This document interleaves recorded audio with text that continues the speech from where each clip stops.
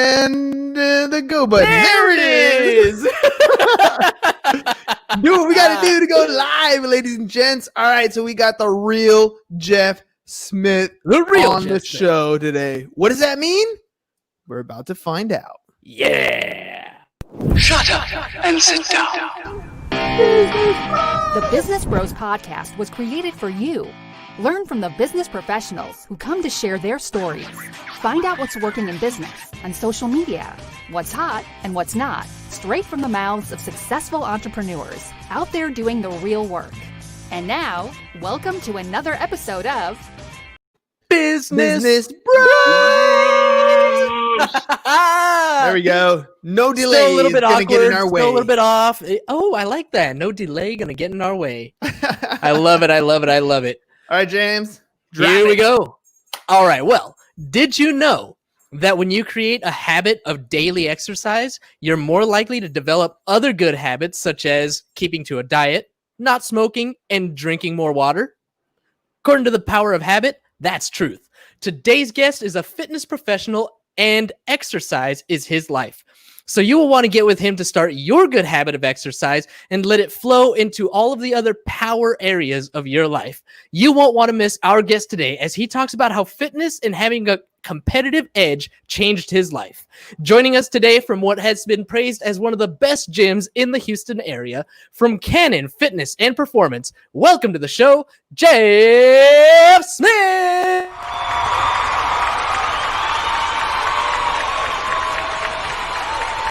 The real Jeff Smith, ready to rock and roll. How you guys doing? Awesome, dude. Awesome. Thank you so much for having me. I'm excited to be here. Of course, we got the beautiful sunshine in San Diego, no humidity. What's it like out there in Houston? Sticky, 100% humidity, always. We got to throw in that zinger, man. We got to let you have it when you're not in California.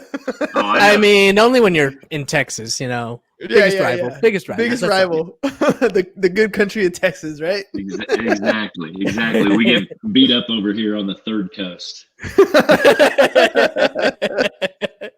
It's true. Yeah. All right, Jeff, Ed, let's hear it, dude.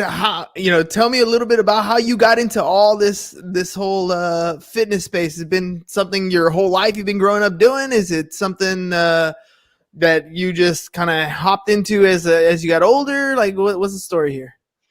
Well, I mean, really, it just came naturally. Like, my progression is strange, but I was in the military. I was in special operations in the military, and before that, I played college football and things like that. So I had been used to exercising and training at a high level with coaches for a long time. Then I actually went into financial services after I got out of the military and worked in the insurance industry for a long time for a Fortune 500 company.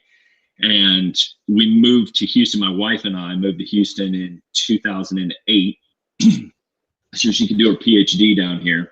And that kind of brought us full circle back into fitness. I was still participating in all kinds of adventure races and things like that on my own, but we weren't doing fitness as a business at that point in time. But when we moved back down to Houston, I ended up getting back into an actual gym and ended up starting coaching at a gym, just freelancing there for about 2-3 years. And that kind of brought back the passion a little bit. And then I was kind of sick of my 9-to-5 job. And so I talked to my wife and I said, hey, what do you think if we just open up a gym? And she said, whatever you want to do. Good. Sounds good. Wait, hold on. That was the easy pitch right there. Like, the wife just like backed your play like 100% without ever, having to, well, we're going to do this. This is how we're going to fund it. This is my big dream. I know if I throw something like that at my wife, she's going to be like, really? You're doing something else right now? That's what you're going to do right now? Well, at the time, fortunately, we didn't have too much on our plate. We do a lot more now. And so, I got the green light pretty quickly. At the time, I had proven myself to be pretty reliable. So she thought it was a decent idea. And we opened the gym in 2011. And so at this point, it's going on 9 years old. next month. So, well, how's the whole COVID thing hit you personally with the gym? I mean, I know things are opening back up, but you had to go through where your world got flipped upside down. You have a business model where people need to be in a space, sweating, breathing, that sort of stuff, and then all of a sudden, you're told that you can't open your doors. What was that like? Yeah, it was interesting because we sell coaching. So specifically our coaches need to work with our clients either in a group setting or a one-on-one setting. And so when we were forced to close 2.5 months ago, yeah, I mean, it was interesting for sure. We didn't know what we were going to do. We pivoted into online training. And so we assigned buckets of clients to specific coaches. Those coaches worked with them on a regular basis and checked in with them frequently. We had some support with regards to a workout app and things like that kind of mitigated. And really everyone was in the same situation. So they were dying for something to do and some guidance to get out of their house. So that was good for us. But I mean, we took a fairly large revenue hit for those couple months.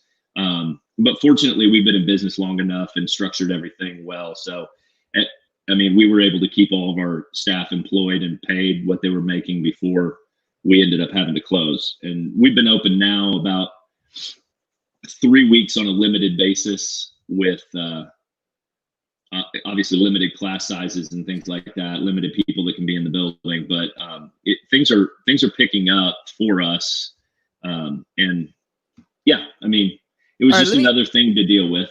Yeah, let me ask you about clients that come aboard, right? When you get somebody to first of all decide that they want to get physically in shape, and then secondly to hire a specific coach, there's some sort of epiphany. So I gotta ask about Houston, we have a problem.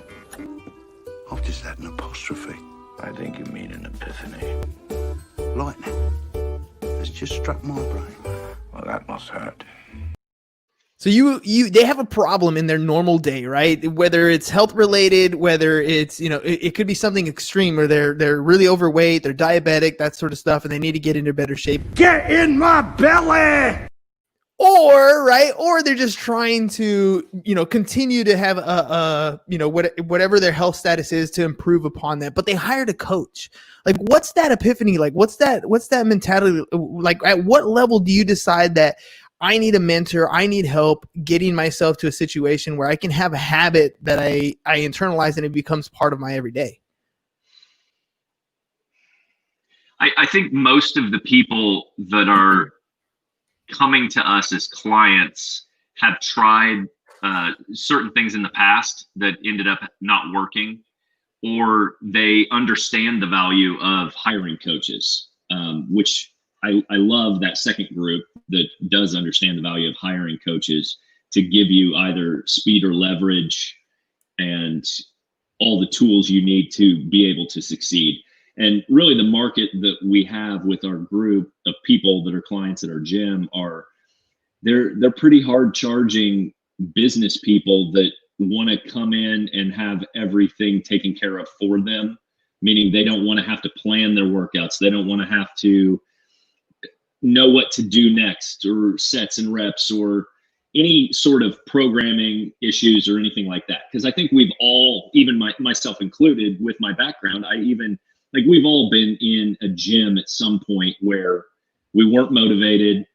We stood there for a half hour, maybe walked on the treadmill for 10 minutes and then just said, fuck it, and went home. Dude, that's me every morning, dude. My alarm goes off at 4:30 in the morning. I don't want to get up.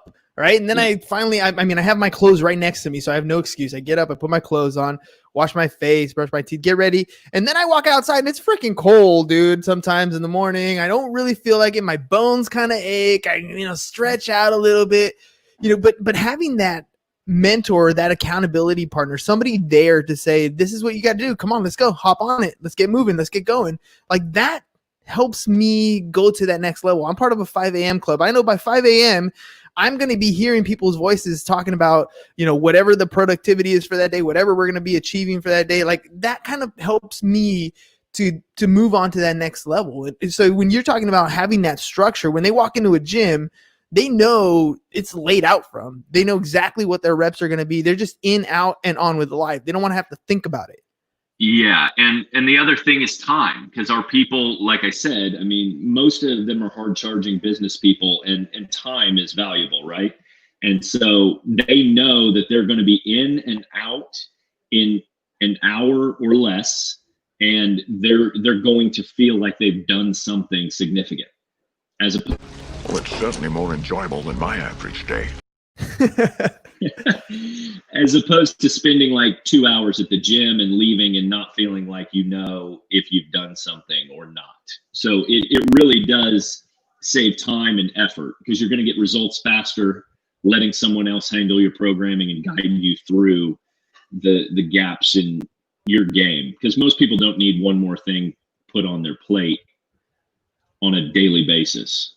Absolutely. You're 100% right. Too many things. I mean, that's why, you ever hear the acronym of FOCUS, right? Follow one course until successful. Like when it comes to whatever it is that you're focusing on, whether it's business or your fitness, whatever it is, just focus on that thing.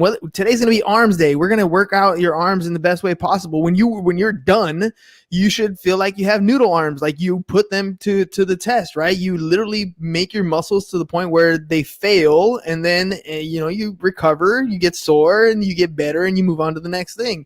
But that's how you're going to achieve the results. You try to get them to that point of failure, right? I mean, when we work out, we're trying to get to that point, not where we pass out or anything like that, but, really where you stress those muscles to their limits. I'll tell you this, in any fight, it's the guy who's willing to die who's going to win that inch. That's right. Oh, that's a good line. I love that part of the movie. Right. Al Pacino, Yeah. He just adds that little flavor to like everything. I don't know, Always. something. That guy's not very big, but I'll tell you what, in almost any movie I've seen him in, like I do not want to face him. Him and like Joe Pesci, like I don't know, something about meeting those two guys. If they're upset, I don't care how big they are, I'm turning the other way. Right, exactly. They've got a presence about them for sure. They do. All right, I got to ask you about the business side of coaching and this whole gym space, right? In any business, we go through our own struggles, our own ups and downs, peaks and valleys. We're figuring it out as we go. So I want to know about your struggle and how real it is.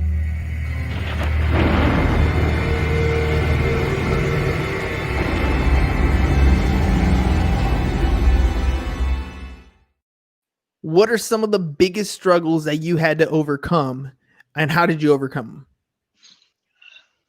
Well, I mean, the biggest struggles that I think I faced early on were I had never been in business in a service industry before.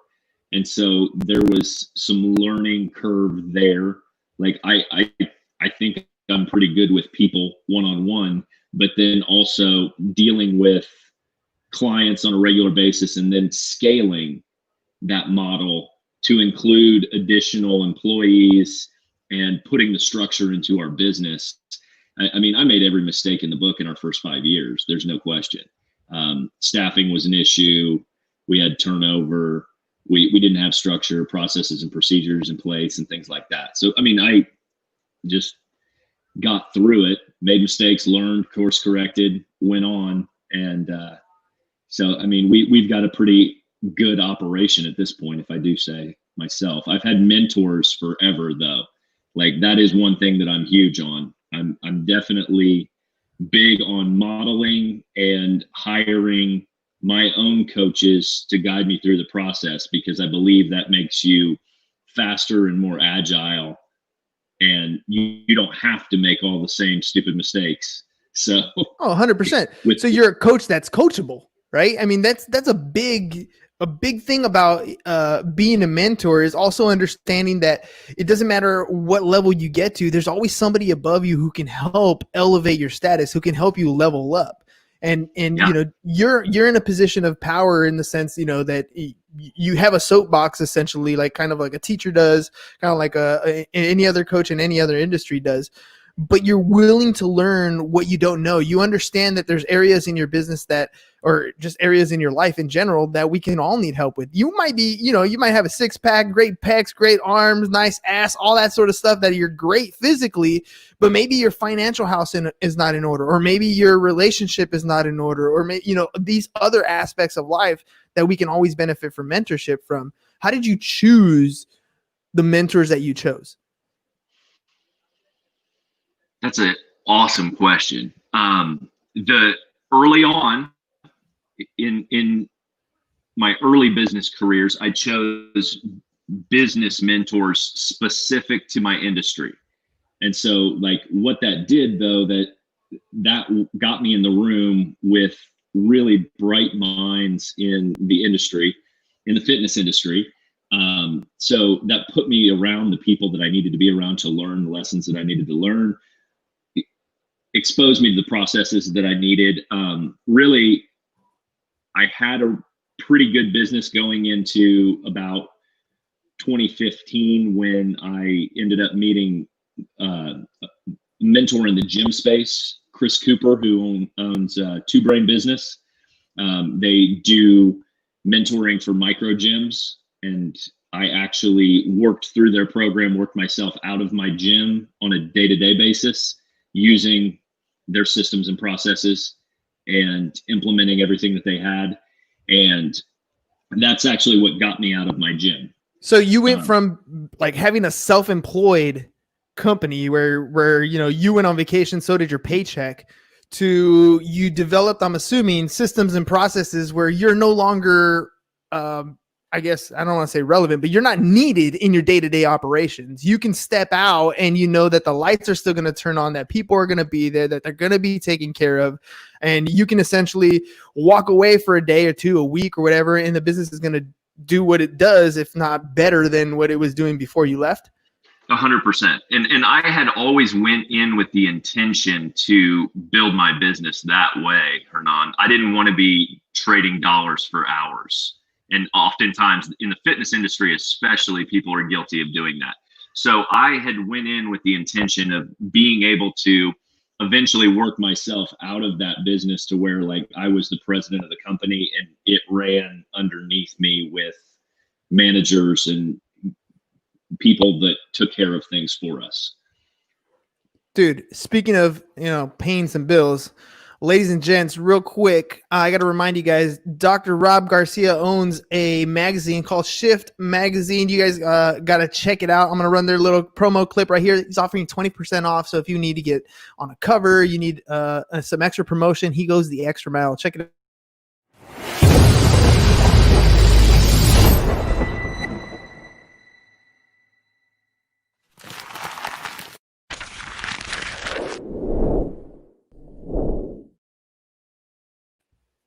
Boom. All right. I mean, you got to pay some bills every once in a while, right? What is I know not everybody's a fan of Rush, but I really like a line he says, an obscene profit break. So I got to steal that one. All right. I'm not mad at you. No, we got to do what we got to do. So you said you started in 2000, what year was it? 2005? 2011. So you got 5 years into that before you finally created a system where you could automate and walk away? Yeah.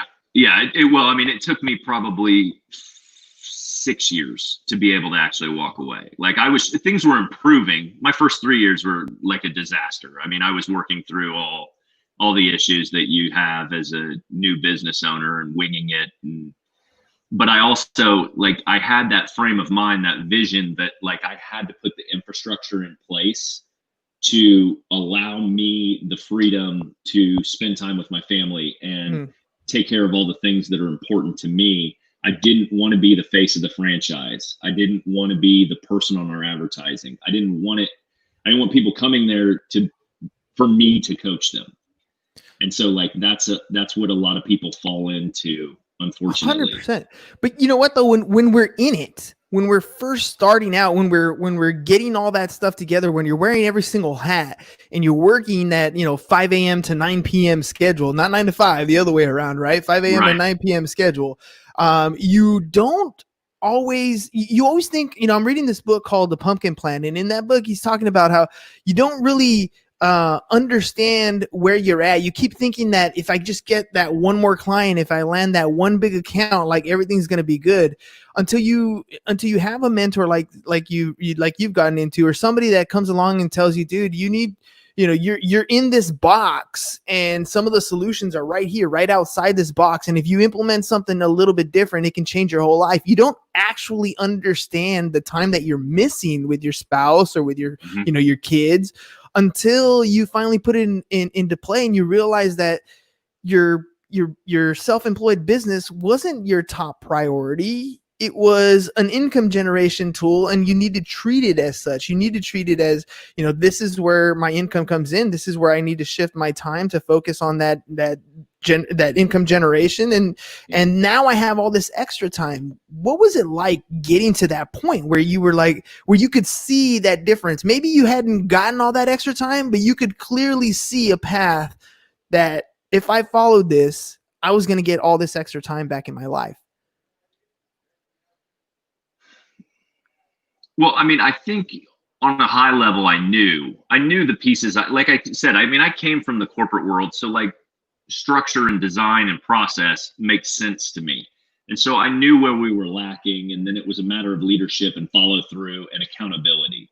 And so we needed the right people in the right places to be able to follow through and do the accountability piece. Because like I that's where I would fall short most of the time. Like I would tell you a direction and I have a vision and I know where we're going. And like, if you just will go do it, like we'll be successful. But I would not circle back and say, hey, Hernan, did you do that?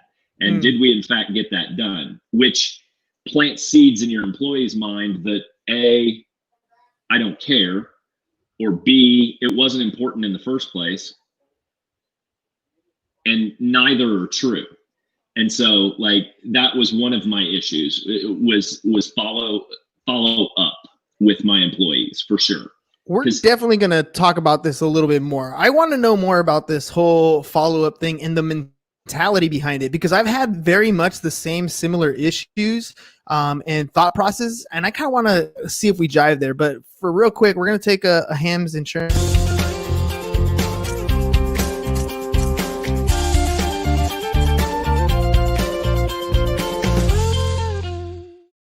Dope. I messed up again, but that's okay.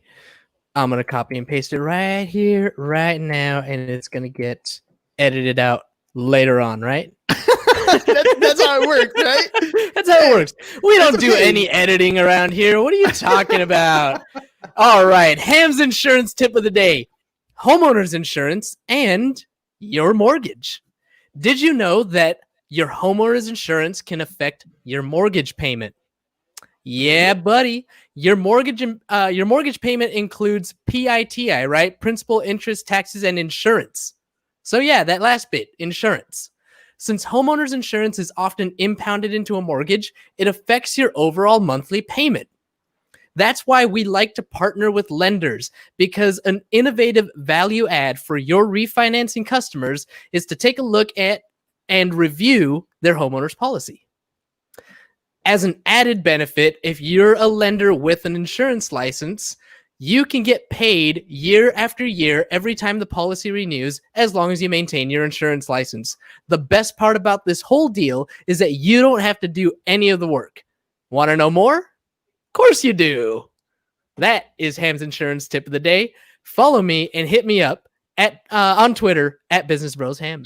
At Insurance Bro Ham. Where am I? Where am I today? At Insurance Bro Ham.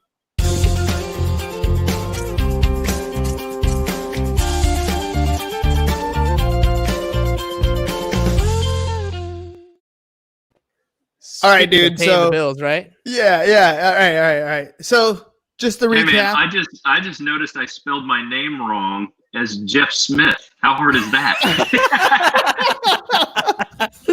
Oh man, funny. it's all I right. didn't even notice that until right now. That is You're funny. dyslexic today. I'm tongue twisted. You know. Yeah, that's okay. Hey, you know what? When we make mistakes, at least I hope you're insured. I hope you're in. I love. I that hope line. you're sure we'll make some. We all make mistakes, man. We all make mistakes. Hey, Hernan, I was going to tell you the book you said you're reading, Pumpkin Plan. That's Yeah. Mike McAllowitz's book. I have a phone call with him tomorrow morning, actually. No What? way. Yeah. Hey, would you do me an awesome favor and see if he would be a guest on my podcast? I'll pick a anytime he wants, and I'll see if I can get him on the show. Yeah, for sure. I'll see what he can do. Never mind. I don't want to take you off topic. Hey man, it's 30 minutes of whatever we want. It's the beauty of having your own show. You took a little pivot, but that was a damn good pivot. Well, I now run a higher level mastermind group for that Two Brain Business, the mentoring company I was telling you about, and he's coming on to be a guest for that mastermind, which is why I'm speaking with him tomorrow. So That is super awesome. And, I always tell people the power of having your own podcast, right? For me, it's always been I'm able to connect with new people every single day. Like you hear that whole 6 degrees of separation. Well, Yeah. if you actually talk to new people on a regular basis, those degrees shrink real fast and you can connect with people you would never have thought even possible. So, Yeah. the fact that I know Jeff Smetahi, right? who knew? Who knew? He might connect me with Michael. It's Smitty, man. It's Smitty. There you go. Smitty. No, man, but that would be awesome. I'd love to pick his brain a little bit more about stuff. I mean, he also wrote it's the toilet paper book too, Toilet right? paper Entrepreneur, yeah. Toilet And paper entrepreneur. Profit First is the one I recommend. It's fantastic. I like his style. Just the intro of his book, first of all, is amazing because what he's describing at the beginning of the book is himself when he was getting started as an entrepreneur. The things he was thinking, the things he was doing. And whenever you're in a business and you're trying to really identify that ideal customer, it's often the guy that looks at you in the mirror. Like that's usually the case. And if you can really break down and just be 100% honest with yourself, every single thought you have during the day, the way you feel about a certain situation, whatever it is, you can label that out and you're going to realize real quick that even though you're ashamed of those things, chances are there's so many other people out there that think and feel the same way you do. And those are the people you want to connect with anyways. Yeah, 100%. Brutal honesty is the best way to live. Dude, it totally is. All right. Yeah. I want to do 2 truths and a lie with you because I figure I've known you for a whole whopping almost 28 minutes now. And I want to see if we can identify that. So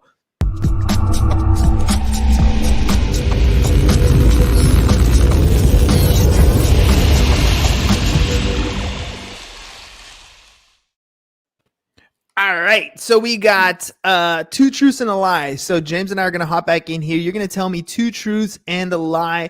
James and I, based on our discussion, are going to see if we can figure out which one of them is a lie.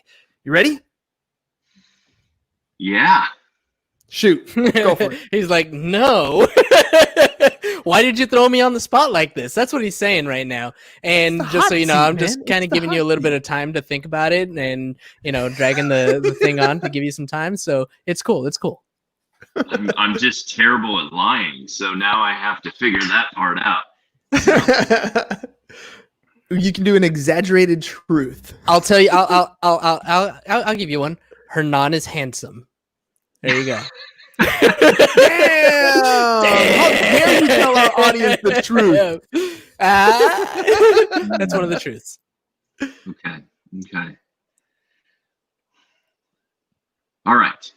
Do I name Go all for it. 3 right off the bat, and then you Right pick off the which bat, one? just give us 3 things. Yep. Here we go. Here we Okay. go.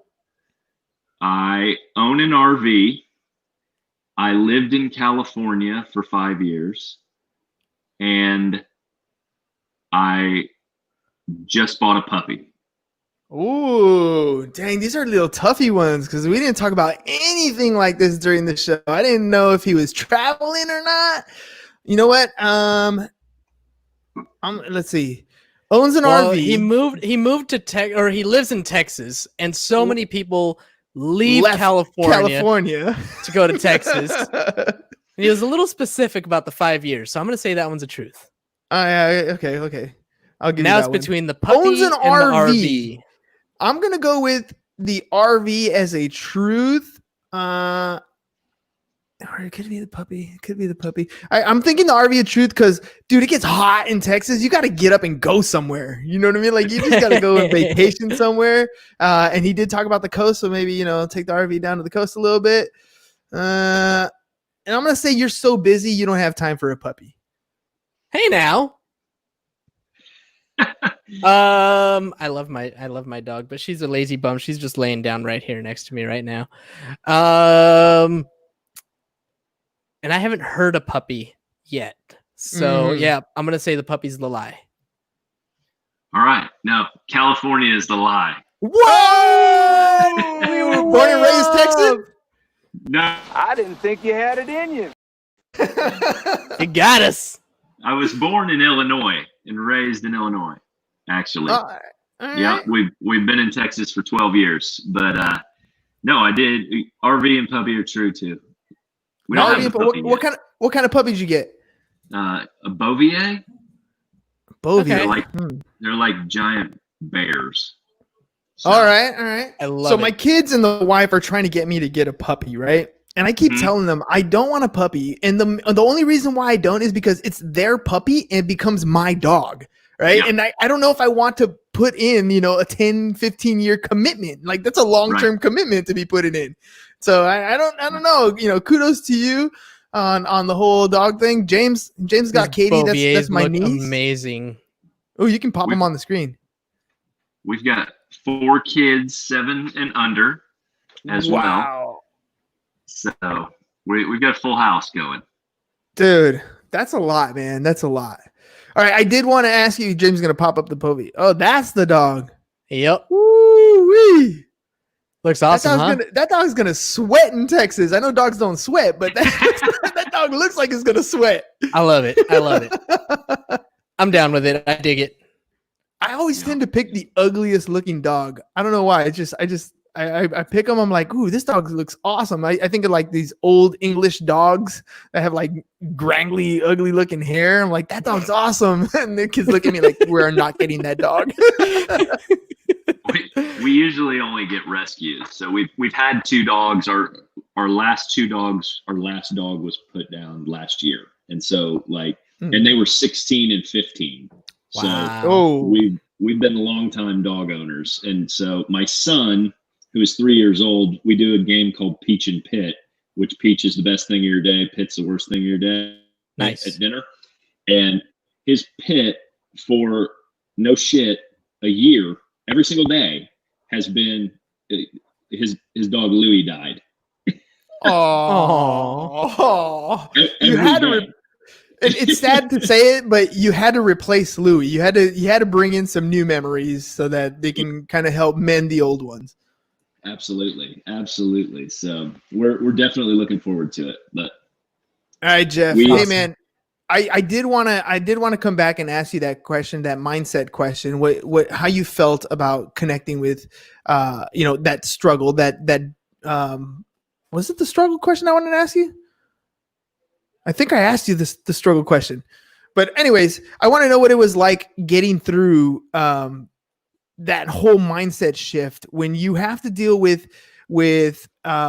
customers and follow-ups and like I'll give you an example. So for me, in business, I've always had the follow-up problem. I don't think I've ever really had a lead generation problem, even to this day, right? The fact that I'm able to connect with a bunch of people on the podcast, the only reason why I would struggle with anything today would be the same exact reason, is the follow-up. And sometimes it's like, I'm too busy in my day. I don't make time for it maybe in my day. And then sometimes I'm like, they're probably busy, and as I gotten older and as I gotten more experience in business, I just make that time. I make those calls. I go and make those DMs, and I put aside all those feelings. But what was it like for you? What were you thinking? Or if you can think back, what was the reason why you didn't follow up, or you weren't making that second, third, fourth, seventh, eighth effort to follow up with some of these clients?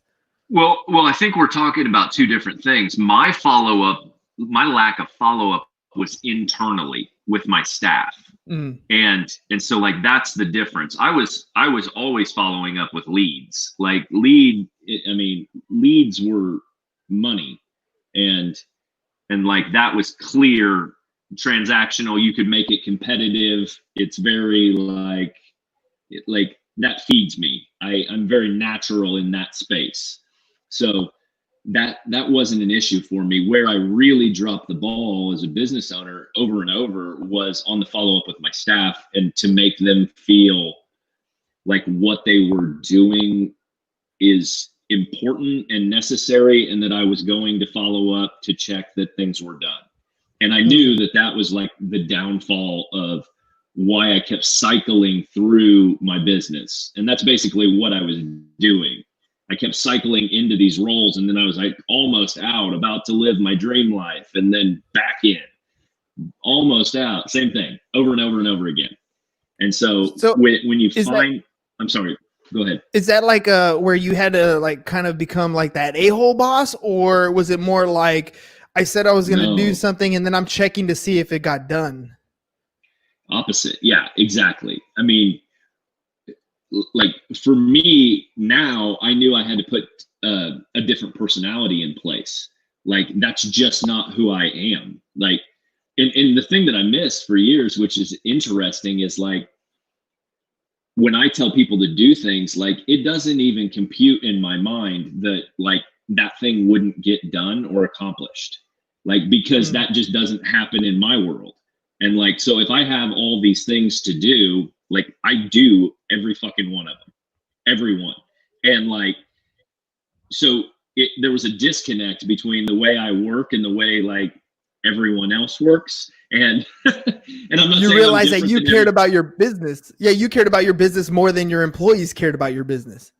And yeah, but maybe it was, and what I found over time, it was probably a gap for them understanding that I cared about them.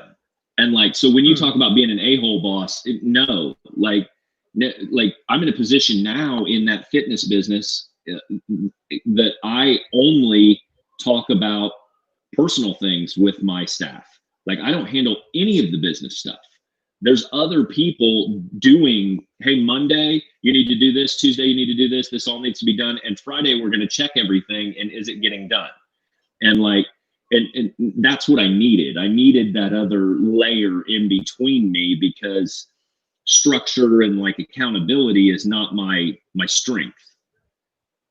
Yeah, I feel you. That is not my account. I'm very much get a dog. That's my son. Love it. James is very much the systems guy. I'm very much I tend to shift directions on him, and he'll look at me a little crazy like, dude, really? Like I already structured this in place. You want to go in a different direction? And that has always been my weakness. But as a team, we've been able to kind of checks and balance each other and work that stuff out. So it's been a good ride to have somebody like that to help out in that sense. Have you read Traction by Gino Wickman? I have not. Yeah, that's a good one for you, because like what you need, like in our situation, like I'm a visionary and you sound like you may be as well. Like what you need and what we need is an integrator. The integrator is the executor and the follow-up guy, the accountability guy. I'm going to have to check that out. Traction. Yep. Traction. All right. We're coming to this final step. I want to know a little bit about what you thought of the show.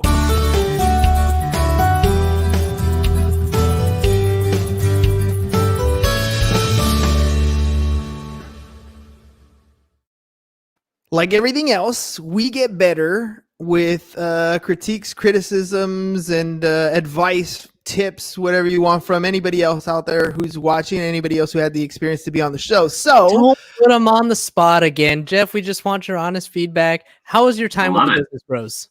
Yeah, what was your time like with the Business Bros? Well, I've got 2 other businesses, so like we could talk about those. I expect to come back on. Yes. Nice. I like it. You ever been on any other podcast before? Yeah, a couple. I've done a handful of podcasts for Two Brain Business, which is that gym mentoring business. that I was talking about. And then I've done a podcast just last week with a group called Brotherhood of Fatherhood. Brotherhood of Fatherhood. That's Yes. cool. I mean, that's dads talking about what it's like to be dads, right? Right. Yeah. And be good dads and solid dads and balancing everything. So yeah, it was a cool podcast. For sure. Content. How'd you like our little video clips? What was that like? Too They were interrupting? fun. Yeah. All right, cool. No, not interrupting at all. I like your guys' energy that you bring to it. It's good. We try, man. We try. It's a little, I don't know. It's funner that way if you have a little more energy, right? Plus it helps that we're almost at 500 episodes. So we got a little bit better at it.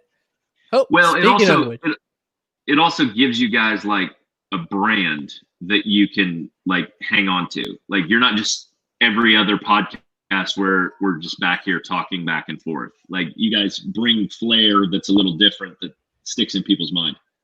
That's the whole point, right? We want to get better and better.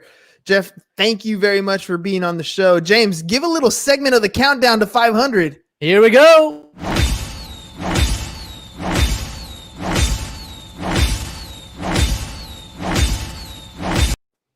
Boom! We're getting 3 to closer, go. ladies and gents. 3 to 3 go. more. Jeff, man, thank you very much for spending time with us on the show, sharing all those, the ups and downs, stuff that you struggle with and how you overcame it. I really appreciate your time. Yeah, man. I would, like I said, I would love to come back on and talk about my other businesses as well. Like I think they interest you guys, especially based on everything you said. Like I run a consulting business that I do for business owners that I help them make more money and have more time.